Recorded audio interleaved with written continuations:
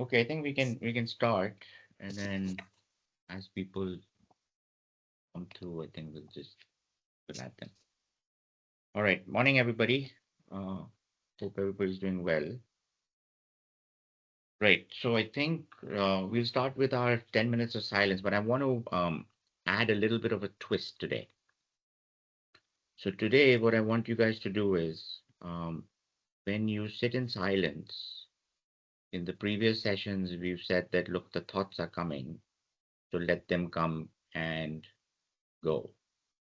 But in every meditation session, they tell you either to observe your breath or to observe your thoughts, right? So even in this case, when we're sitting in silence, what we've been doing is we've been observing them coming and going. But in today's session, I want you to try and focus on who is it that is actually observing the thoughts. Even if you are used to focusing on observing your breath, then again, focus on who is it that is actually um, observing the breath. So that's a little bit of a difference that we will do today in our, sitting in silence. I'm going to start the timer and then we can start. Okay.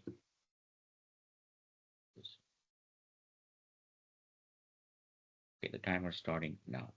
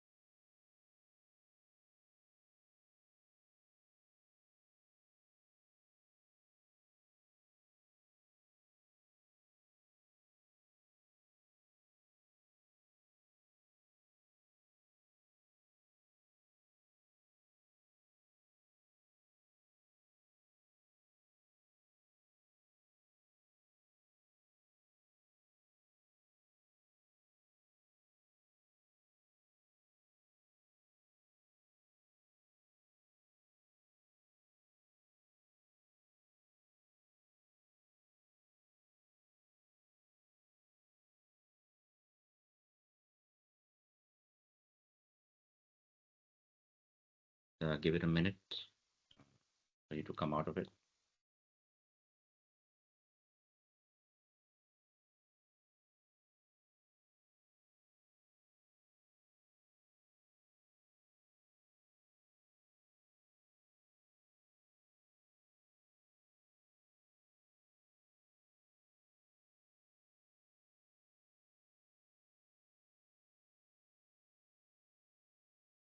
Okay, good.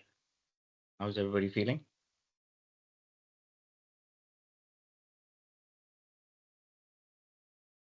Pretty good. Thank you. Good. Right. So I think today's topic that we want to discuss about is I am, and what is this I am, and what does it mean um, in the whole scheme of things of reality and consciousness and creation. So the reason why I did a little bit of twist, and Rachel, you were a little delayed, so in today's meditation session or the silent session, we actually did a little bit of a twist where instead of just sitting and observing the thoughts, I Mm, asked people to, hi, morning. I asked people to basically see and focus on who is it that is observing those thoughts. Or if you are used to practicing meditation by focusing on your breath, then who is it? Instead of putting your focus on the breath or just observing your breath, to try and figure out who is it that is actually observing the breath. Now, if I would ask you the question, who is it? Who was it that was actually observing the thoughts of breath? Your um, immediate response would be, I am. It was me. I was doing mm-hmm. it, right? Right. So the question then arises, if it's I am, then what is this I am? What is the nature of this I am? Who is this I am? Is it Rachel, or was it something um, that came before you start saying, I am Rachel, or before Rachel? So in one of my sessions, I think it was last year, I think I had discussed this point that there is an original state of being, right? The starting point, which we call reality. Um, and we've defined this reality, the starting point or base of everything, where you're starting from, is silent and still. So there is a permanent and unchanging state of being, which is silent and still, which we say, okay, this is the base. This is always there. It's like space.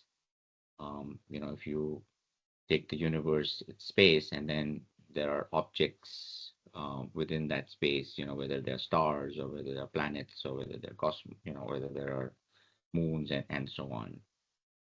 So if we take the base of reality as silent and still as space, then on the other side of it is what we've got, um, the changing, the movement, um, the action, which is called creation.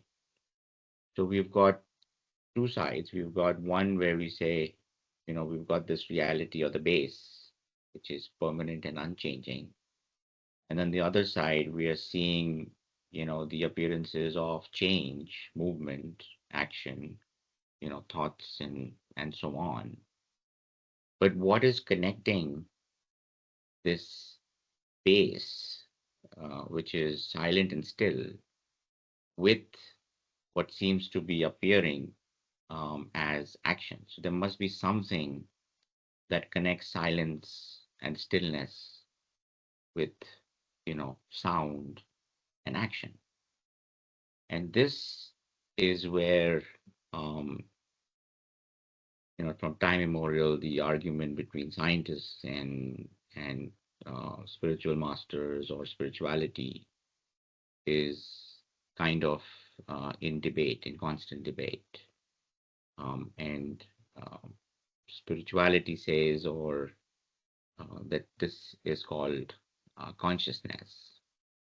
And then on the other spectrum, people say, okay, but then is this, if this is consciousness, then, there is individualized consciousness or there is universal consciousness, or so the debate continues. But what is this, you know, the conundrum is, what is this consciousness? What is the nature of this consciousness? How do we define this consciousness? Um, and how do we experience this consciousness? So, one of the analogies or one of the ways to look at this would be, and I think um, I was thinking this morning, how do I, um, I've said this many times that this is pure conscious awareness or pure consciousness. That's the starting point. But in order for somebody to uh, grasp this, right, how do I put it forward so for people to understand this better? So, if you take, for example, and this is happening on a daily basis to all of us, you've got three states of being, right, which we are known, which are known to us. One is, the waking state, which is now. We are all in this appearance of waking state. Then we have what we call the dream state, where um, you go to sleep, but you're still the mind is still active, and there's still dreaming going on. And then we say that the third state of being is when you go into deep sleep, right, where um, you're not conscious of um, your body or mind, um, but you seem to be still existing.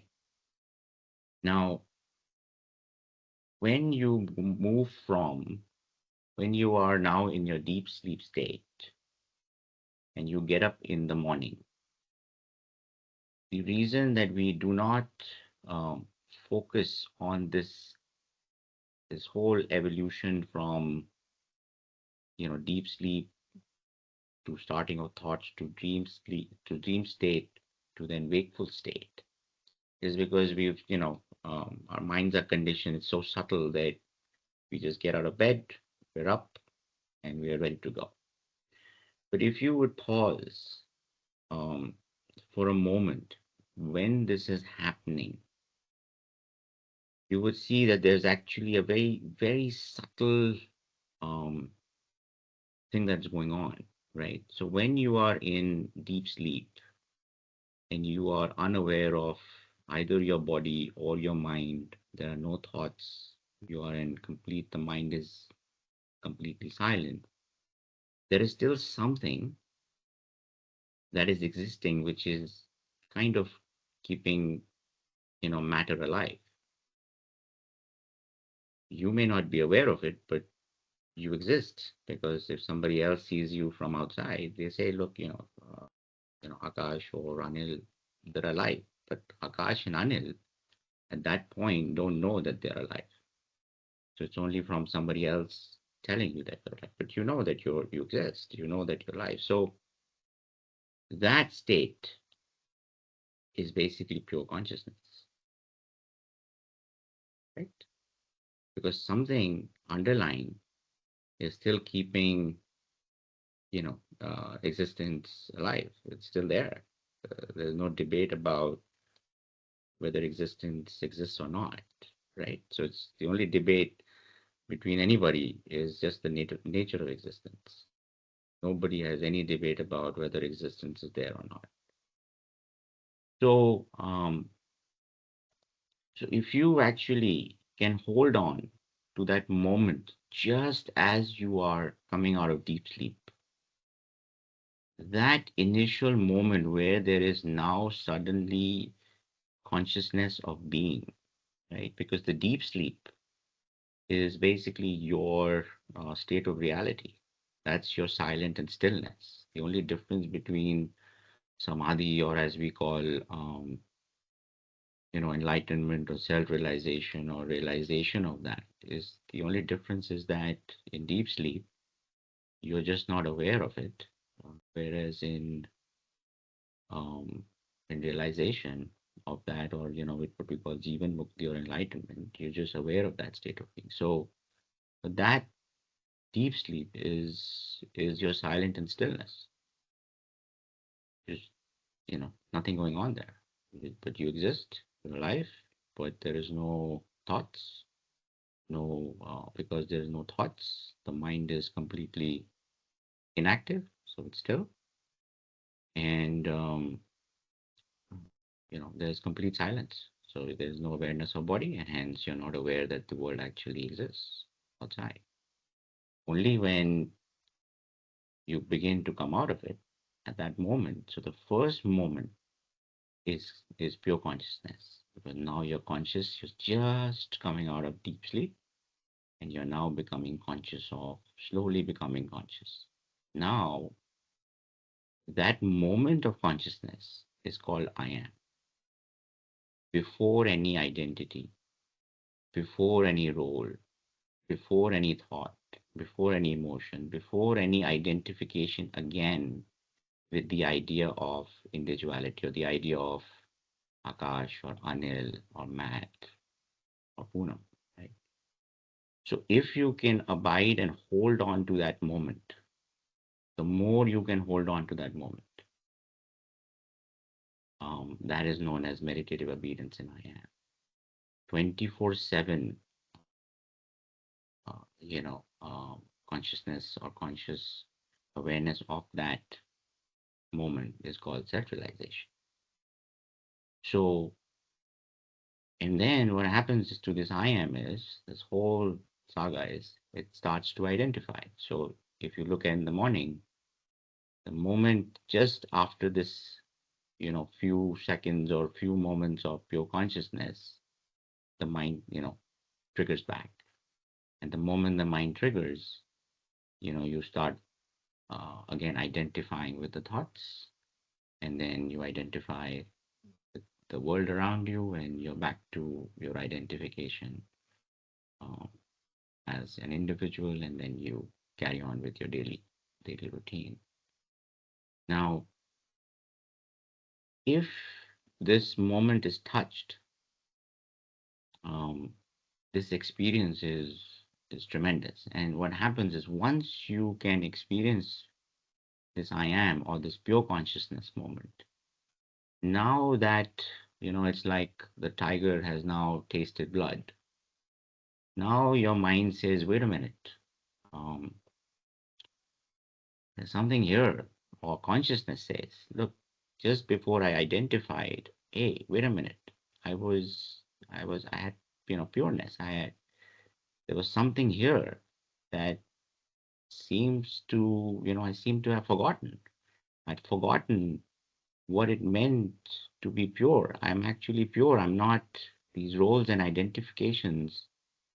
Maybe there's something there that can set me free from all this, right? Maybe I'm.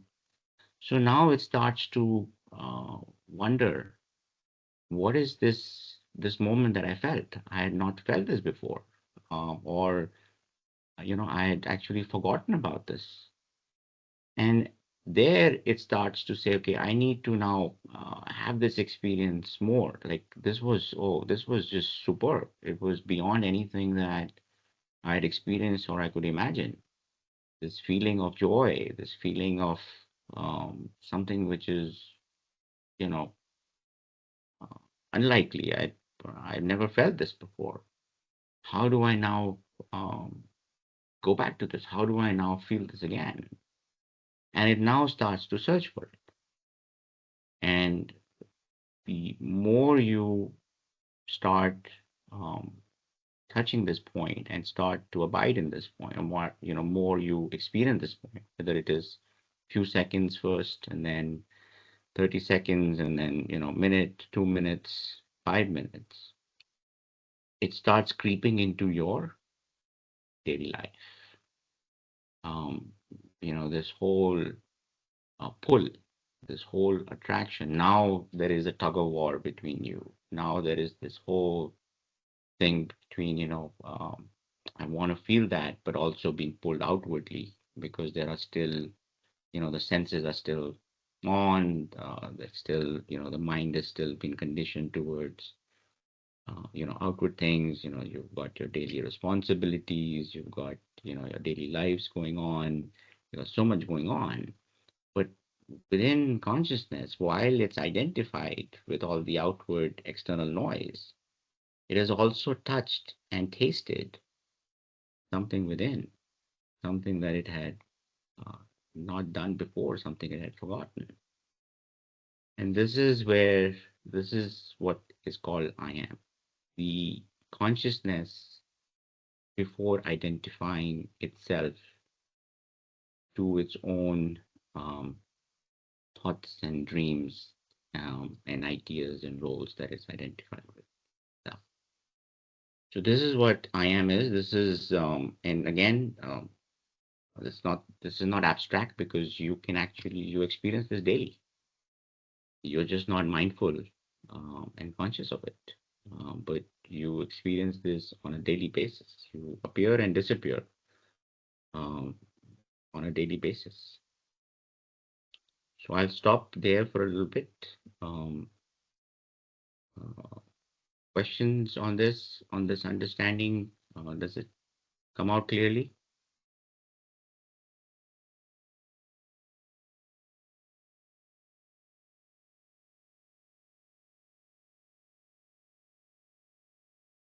Anybody? Anil, I know you're always the starter of conversation.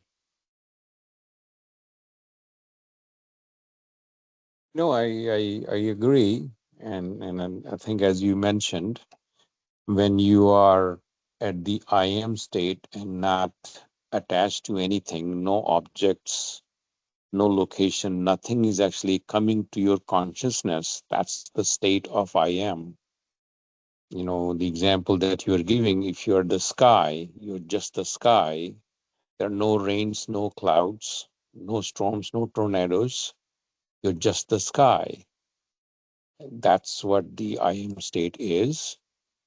And as soon as you say this is rain and this is storm, you have identified with an object. That means this I am is now contaminated.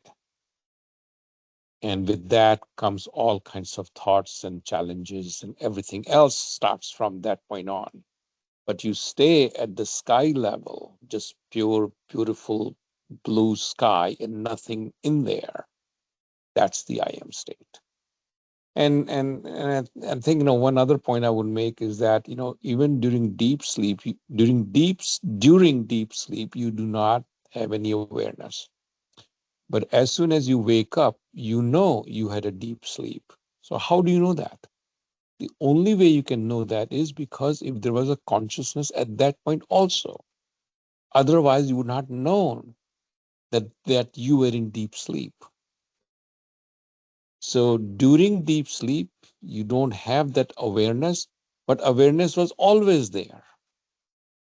Otherwise, you would not have even known that you had a deep sleep. So I am certainly is that state of pure consciousness. There's nothing in there. That's it. Now, just to clarify what Anil said, Mali, 1 second, just so that I clarify this. So when Anil says it's contaminated, remember, it's only an appearance of contamination. Your consciousness is always pure. Um, the awareness that he's talking about at the I am state, it's always permanent, it's unchanging, and um, the identification um, or the knowledge of or the false knowledge of identification or the appearance of identification is what he is referring to as contamination here. But remember that there's no actual contamination. The consciousness does not get contaminated. In a um, actually, like it's not a physical um, contamination. Sorry, Mali, go ahead. So what about the dreams? You get dreams when you're sleeping, right? So does that mean you're not deep sleep? You're not, when you're dreaming, you're not in deep sleep. So there are three states of being. One is wakeful state. Now, remember, all of these three states comprise of a universal dream. They are still within the purview of consciousness, but your wakeful state and then your dream state. When you're in dream state, you're still, thoughts are still appearing and you're still identified. Sometimes the dream appears so real because now you've identified with the dream as reality, right? So Yeah, dream and state sometimes is you not, dream about people. yeah, Sometimes you dream about people also, right? You get correct, that are correct, associated to people known to you. It could be a parent or correct. anybody, right? For that Yeah, matter, it anybody. could be anybody that you know. Yeah, but your dream state is not your deep sleep state because your mind is still active at that time, even in your dream state. Deep sleep is when the mind is completely still and silent. So in the dream state, you are still, if you're not identified with the dream, you're still aware that, you're dreaming. So you're still aware of the body, you're still aware of the world outside. But in the dream sleep state, when the mind is completely still and silent, you're not aware of there are no thoughts. So if there are no thoughts, then they are not aware of your body. And if you're not aware of your body, because you need the senses to be aware of the world, without sight, without smell, without those five senses, there is no outside world.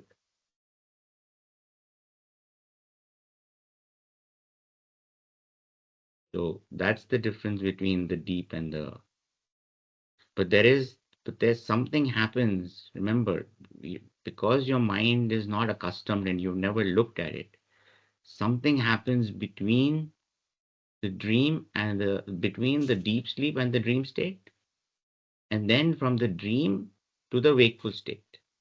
There is a process when you wake up because it's so subtle and you're so used to, you just wake up and you jump out of bed and you don't think about it. But if you really slow down and you see there's actually a process, there's a step that happens from deep sleep, then you come into dream state, and you come into the wakeful state. But But deep from sleep is also disturbed many a time because every time you take a turn, I don't know about the others, but every time I change position when I'm sleeping, I'm aware that I'm making a change in the position. so then So you're I'm coming out, still yeah. So then you're not in deep, like in deep sleep when you sleep, like deep sleep, like when you don't there's no, you won't change. Like that's why, your hand sometimes when you're in deep sleep, your hand becomes, numb and stuff stiff. because, everything has stopped.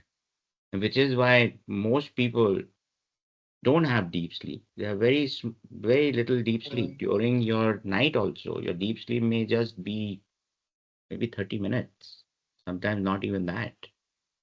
But if you can even have that 30 minutes of deep sleep each night, that is good enough to re-energize your entire body. Why? Because now you've experienced, you've actually gone back into your natural, your source of all. So that rejuvenation is what happens. So now imagine that energy, that feeling or that power that has energized you so much from your deep sleep for 30 minutes, if that is now available and you're aware of it 24/7. I experience My, deep sleep only when I'm extremely tired and my body is exhausted. It's only then that I experience deep sleep. Most nights I do not have deep sleep. Yeah. And it's just not you. Most people don't, deep sleep is not something that comes, uh, and that is needed by quietening your mind. Why people who are doing regular meditation and are calmer have more experiences of deep sleep is because your mind is overly active. which is why you're not having, when you're going into sleeping, you're still active. The mind is still active. It's not, which is why we recommend that just before bed, do your meditation and then don't do anything. Do your silence practice, do your meditation practices, whatever you're doing, do that and then go to bed. Don't do that and then watch TV or, that should be that should be your first thing and your last thing. First thing after getting up, last thing before. Because the more you do this, you will start becoming more aware and conscious of as you're coming out of in the morning as well. This is all about slowing down. This is not about being more active.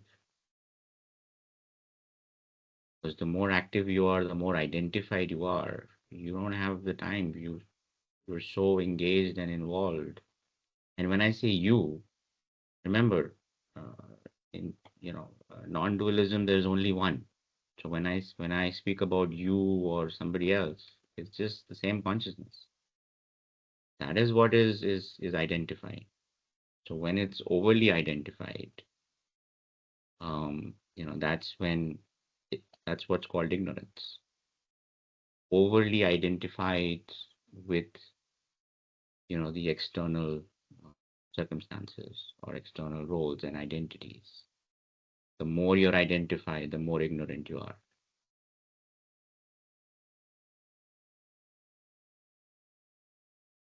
I mean, So those who have Fitbit, I think, they can see their sleep pattern and they actually classify into deep sleep, light sleep, REM sleep, which is the dream sleep, and awakened.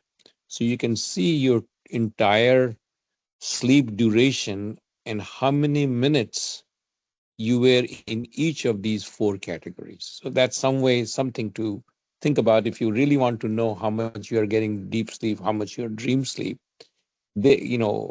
However accurate it is, but you can actually see it in a graph. They actually do a bar chart. yeah, so now to today's conversation, what I want to see so far, we've discussed about abstract um, concepts, right? When I've talked about reality and illusion, and it's for a lot of people, you have to have faith and belief in an abstract concept. It's just because uh, the conditioning is such that um, it to comprehend the intellect doesn't allow that comprehension, right? But now I want to take you guys into the practical aspects of it. Means this is not something that I made up um, on my own and teaching or preaching about it. This is something that happens to. It's very real. It's the same way. Now let's take this daily situation and now let's look at from birth. When how many of us actually remember our time from 0 to 3 years? Anybody here remembers what they were like when they were from the time they were born to 3 years old? Not clearly, but yes, I do have some memory. Yeah, you probably remember the parts where you started identifying with Malini. But there was a I don't time, know if I don't know if I could identify with Malini from 0 to 3 years, but yes, I do have some memories of those years. right? But so what happens from 0 to 3 years is that you are in that state of I am, and I am not. Because when you're born with a blank sheet of paper. It's the blank. You're not aware of anything except your existence. You suddenly come into the world and you're blank. Now, from 0 to 3 is when you are trying to figure things out. And what we say in spirituality is if you can go back to that state of being from the time you were 0 to 3, is exactly where the I am was there. before it became I am Malini or I am Matt or I am Ashish, because now somebody started calling you that name. So initially you didn't identify with, but the more the people called you that name, the more the identification started. And then once the identification to the name started, now starts all the conditioning, whether it was social, whether it was parental, whether it was environmental, whether it was, emotional, mental, all of this now conditioning to that entity called Ashish has now started to identify with different things.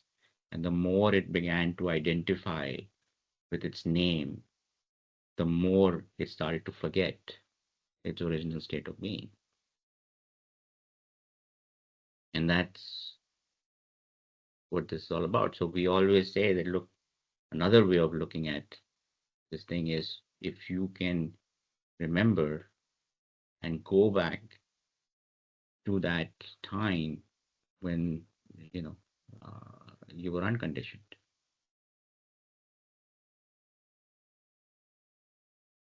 And that's all these practices do, is make you remove this conditioning piece, this camouflage of things that have been added, and identified with this entity, or the assumption or the appearance of an entity or of an individual. So that's another way. So that's another practical way of experiencing and looking at um, this whole concept of I am.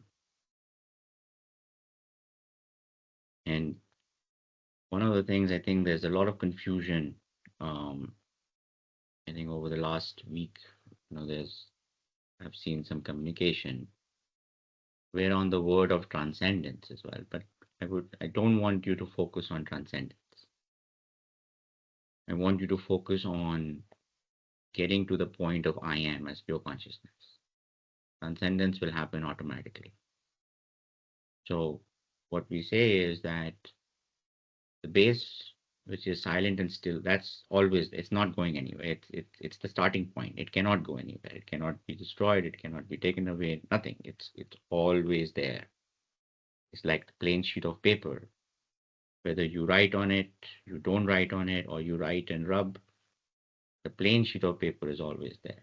Whatever you're writing, you're removing, you're erasing, that's there, but the sheet of paper doesn't go away, right? Which is why they also give the analogy of the movie screen. The movie comes and goes, but the screen is always there. So that is always there. So nothing to be achieved. You can't achieve something which is always there. You can't attain something which is always there. So don't worry about that. Now, on this silence and stillness, in order for an appearance of creation to happen, something in between has come through, which is what we call pure consciousness, or I am. So this thing has appeared on its own volition. It has begun to then start dreaming, and it started to identify with its dream. And at some point, it comes to a realization that, wait a minute, probably this is a dream, it's not real. Then starts looking for a way back to its original state of pure consciousness. And then once it finds it, it automatically will then, just the way it has appeared on its own volition, will disappear on its own volition. So the only thing that actually has come into existence from silence and stillness is this consciousness, conscious awareness of reality. And this is known as consciousness. So since it is the only thing that is actually come into being and has started to identify with its own dream called, in different aspects or different expressions of individuality, there's nothing that you thinking being an individual can do about it. Nothing to be done. This consciousness that has appeared will eventually find a way back to its purity or realization of its what it has always been, and will then disappear. So the real thing that the I am is trying to do is trying to let go of its identification with I am this and I am that, and trying to first come to its pure sense of being or pure consciousness before it will transcend itself. And hence the practice of self-inquiry or meditative obedience, then into silence, then into non-attachment, and then finally into surrender, is for this whole process to happen. It's happening automatically.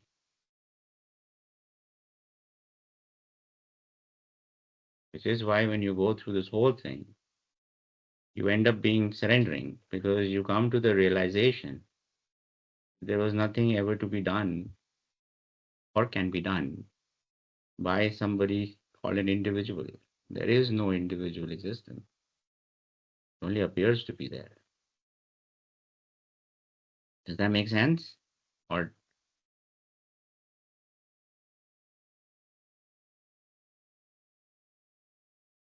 anybody? Does that make sense, or was that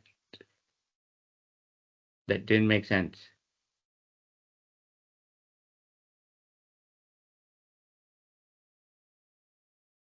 Yeah, sure, it does. Good evening, Guruji, and Good evening, everyone. Puna. Yeah. Right. So don't get, which is where I always repeat this, is the idea of acceptance of what is, as is, unconditionally, is what will be surrendered eventually. This whole process will take us to that point. This whole struggle that initially will start, and uh, uh, would you do the tug of war, pull and push, right? Um, will end eventually in the final understanding and um, obedience and complete acceptance of what is, just as is. Nothing to be analyzed or figured out, or nothing to do or happen. Whatever is going on will go on. You don't have to, uh, as we call it, a witness to all this, have to really uh, do anything. But uh, this acceptance comes later on. Yeah, I know. Then you can say, then what is the point of all this, and why are we here talking, and why are we doing this? Is uh, it you don't come to that realization, you have to practice and you have to experience. But the end realization when you wake up from any dream is that um, you are always what you've always been, and you will always be. So there was nothing to be done or experienced or realized. Or at the end, I think last time I said that the self-realization is nothing but to realize that there's nothing to realize. And the process of going through this realization process is what is called life. Um, that's it. No other purpose. Akash also asked me last time, what is the purpose? The purpose is to realize that there's no purpose. As long as consciousness is identified and it's trying to find meaning and purpose in outward activity, in its relationships, it's just identified. Till the realization that all of that has no real meaning. The only meaning it had was to bring you back to the realization, or bring itself back to its own realization, that it was just a dream. And once you have realized that, and you're abiding in that realization, life becomes very, very easy. It flows the way it's supposed to flow. complete acceptance. From that comes complete freedom. Just is.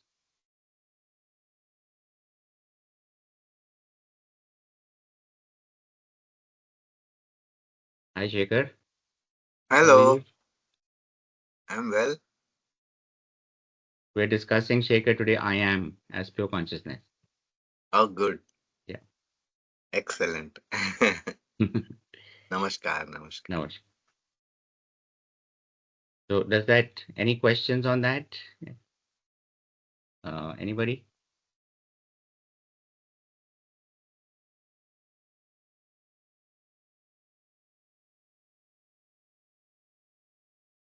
Any clarifications on that?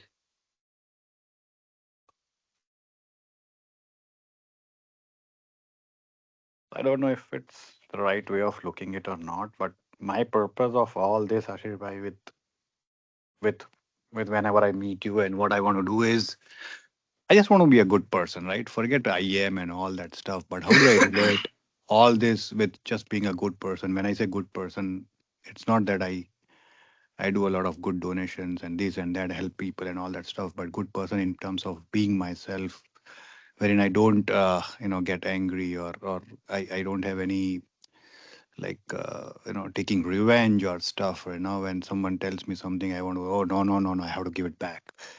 I just want to be that. How do I relate all of this that we are doing with what I want to achieve? So Akash, there, I think we've had a lot of conversations on this, right? And one of the things that the only way that you can, first of all, there is no definition of good person or bad person. Right? There are no good human beings or bad human beings. There could be good thoughts and bad thoughts. Because what I just explained is that if everything is a dream and there is no individuality, then there is no real good or bad human being. It just is, right? Now, coming to your point, is that look, I want to have certain attributes within me that today my mind has conditioned or the social framework has construed it to be a good. If I'm less angry, if I'm less revengeful, if I am kind, if I am compassionate, loving, then that is defined as something called good, right? Now, for that to happen, you have to go through different practices, right? Now, you go to the temple and you find peace there. Fair enough. That's another practice that you do. But what you have to do is that moment of peace that you feel while you're in the temple, you now have to remember that moment and you have to bring that into your daily life. What happens with most people is that, and that, your practice, what Anil does in the morning of meditation, your practice of going to the temple is your meditation. But how do you bring that moment of peace into your daily life is through remembrance. Now, during the time that you are in the temple, or during the time that Anil is in meditation, right? He's calm, he's not angry, he's peaceful, he's loving, he's caring, he's kind. You are doing the same thing while you're in the temple. So the whole practice that you have to do eventually is to start practicing this thing within your daily life in whatever shape, form, or kind you do. And the more you do it in your daily life, each moment you do it, you will find that it will start creeping in. Now, if you remain in that for 24/7, you'll find that there is some joy there that you've not tapped into before. Right now, what happens is that you do it temporarily, and these are just temporary fulfillment. They are not actually fulfilling you completely. These are just temporary actions that have a reaction, and it could be whether good or bad or whatever, but these are just temporary outcomes. But there's something within you that is permanent. When you So tap this into is that, what. So hold on, so no, I okay. think you are bringing in correct thing, right? Like because you know me pretty well, so you're bringing in correct thing for me to go to a temple to find peace, right? Right. And the way I for me it is like Ashish bhai is Did we lose him? Oh, I guess we lost him.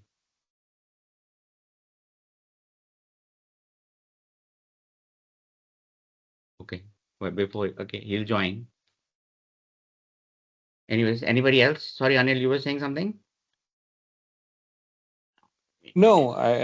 I was not. I mean, if you think at the I am level, there's no good or no bad, because if the whole thing is a Maya and illusion, then nothing of this actually exists.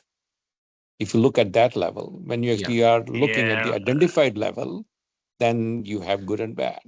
But if you're yeah. I'm just sorry. at the I am level, Yeah, then you don't Akash, go have ahead. any of this. Yeah. Sorry, Anil. Yeah, sorry Yeah. I got disconnected, but that's my problem, right? Like I'm way like if Anil bhai, and you have started with like 0 and you are at maybe 3 to achieve this in scale of 10. I'm like -10 right now, right? I again my belief of I am and there is no person existence is way premature right now. For me it's a simple life. So when I go to a temple, I believe in God. So I believe that God is in presence over there and I have to behave myself, right? So I go into bed, I forget everything. I'm just in front of God, worshiping, and then I forget everything. That's what Ashish is trying to say, right? Like think about everybody. Maybe that's what maybe my understanding is. What he's trying to say is, whenever you are outside of the temple, believe that everywhere God is there, or every person is kind of God, and behave like that with everybody, which is going to bring inner peace into you, right? I'm trying to be very Correct. simple here Yes, correct. rather than complicating myself, because this to be really frank, I don't know how much discussions we have had till date, and for me to absorb all this I'm way negative right Yeah. now Good. in scale So of 0 good. to 10. So hold on to that. So good. So take that, which you said, what I'm saying is that now take that out of the temple and say God is everywhere, in everything. Right, Because right. non-duality basically says that. Non-duality says that there is only one, and you can classify that as God.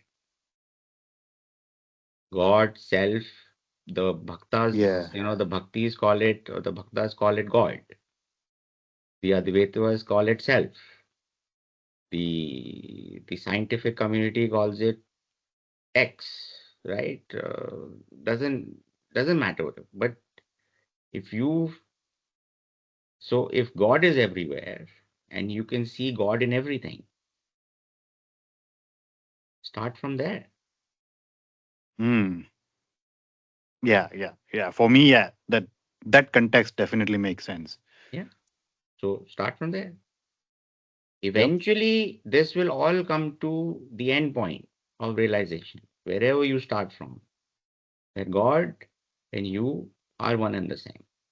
And not only are God and you one and the same, God and everybody else is also one and the same.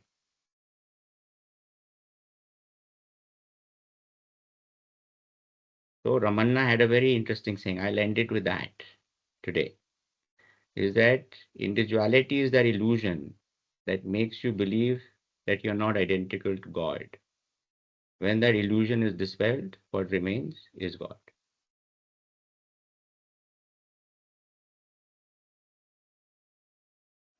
Yeah. Way long for me to believe Okay? that, but yeah, someday. Good. Anybody else before we end? I have a comment for Akash, Sri Ashish. Um, See, we study external world from the time we open our eyes, but we never think of what we are or why we are experiencing what we are experiencing, why we are in certain family, or why things happen the way they happen to us. Um, this I am practice and even going to temple is the self-inquiry where we are trying to learn who we are and find the time to love ourselves, or when one says, I'm way negative, questioning why I am seeing it this way rather than the other person's way. All that we learn through this process, I feel. Why we don't learn about ourselves is because we are way busy dealing with the outside world in civilization. We have to pay the taxes, send kids to the schools, all that. But with this practice, we can be with ourselves, and we can find inner world. Because the world never allows us to look at ourselves. Most of the time, we give away to the world. If we see that, yeah, that's all. Good. Anybody else?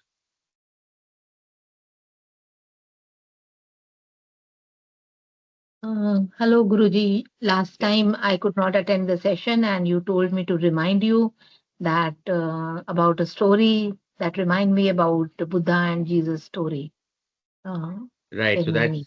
okay. So that we'll do it offline. That's separate. That was for you because I know you Okay. had gone to you know your husband's Barsi, right?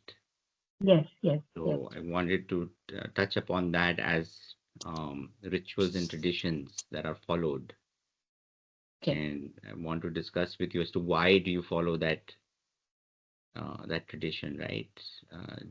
Have you ever questioned that tradition? Um, but that's a separate. We won't do it today. But yeah, Right.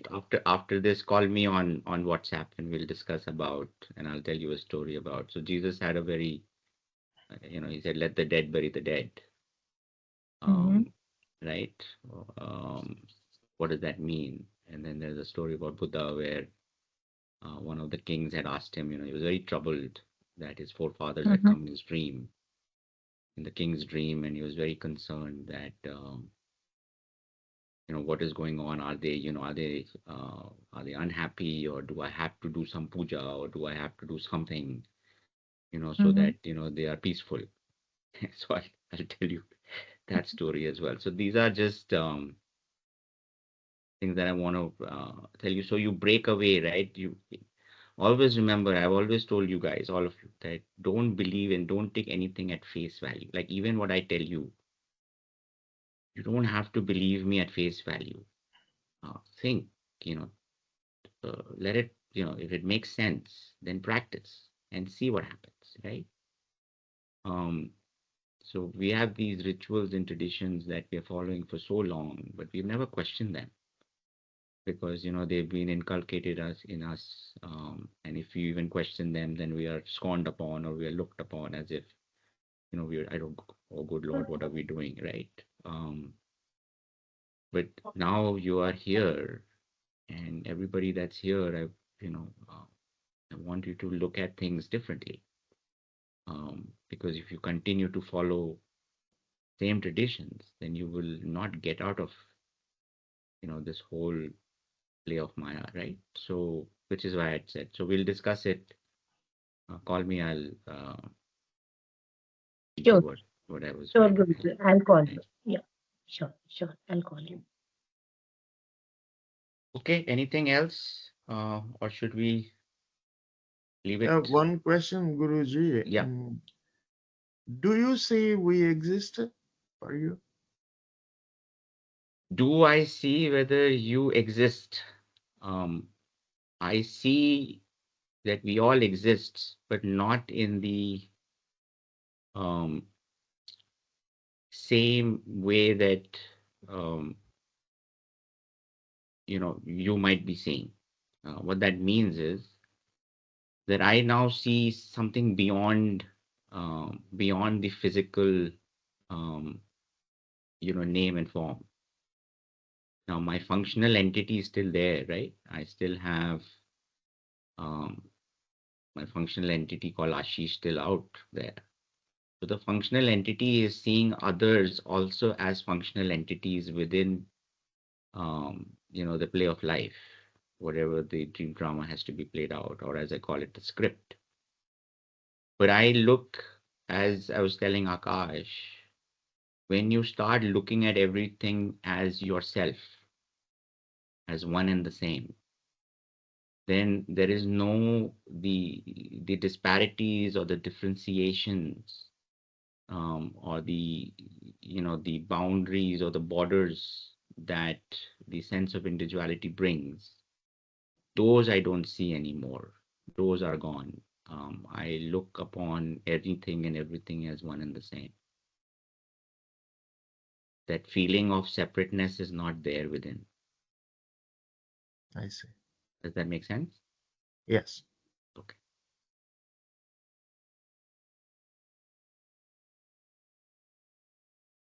Good. Anybody else?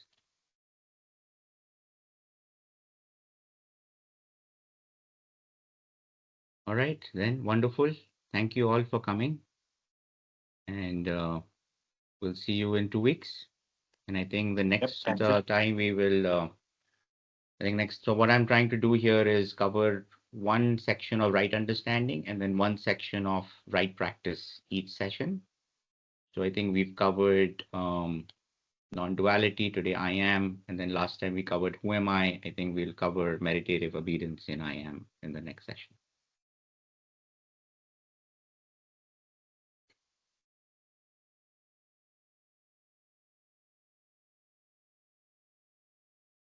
Thank you so much. Appreciate it. Okay. Sure. Okay, Jack. Bye. Thank you, Guruji. Thank Thank you so much to everyone. Bye. Bye. Bye bye. Bye. Good night. Good. Thank you. Thank you. Thanks. Bye.